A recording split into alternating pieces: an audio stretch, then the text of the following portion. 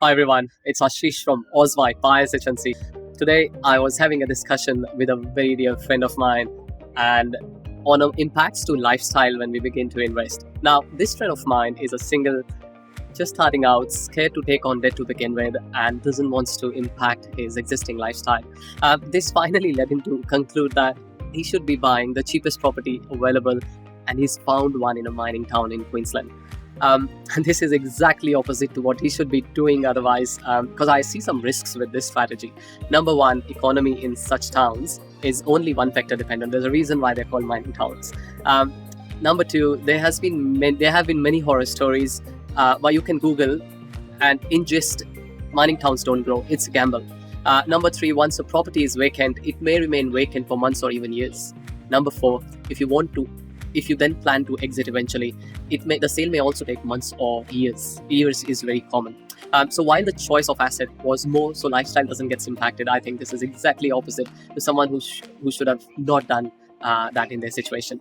So what to do if you need to make sure your current lifestyle doesn't get impacted, at the same time you're simply securing your future by buying some properties. There are certain things to be considered. Number one, budget. The price point can be between $350,000 to $450,000 rather than $600,000 to $800,000. By keeping the price point low, the risks reduce to some extent and you can better diversify.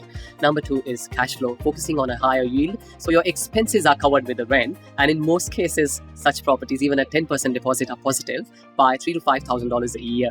So you can establish a side income stream. Number three, high owner-occupier areas. This is where most investors get confused, but a higher owner-occupier appeal and concentration would mean less rentals on the market and less competition amongst the landlords.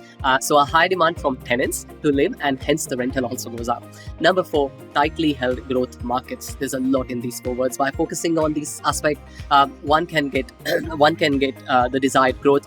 A slight demand would relatively look like high demand because the stock in the market and what's hitting the market is pretty less. Yes, you can check this from the statistics from census. If one can focus on these aspects, it ensures that the property value is growing. This ensures that the property is always tenanted. This ensures that the rentals are going up. This ensures that at the end of the year you're positive. This ensures that your hobbies, commitments, kids' education, existing priorities remain priorities, and your lifestyle has a minimal hit in situations like what's happening now. That's all for today. Please share it with someone who you feel are struggling or in similar situation. Do ask questions through comments and I'm happy to answer. Until next time, Ashish.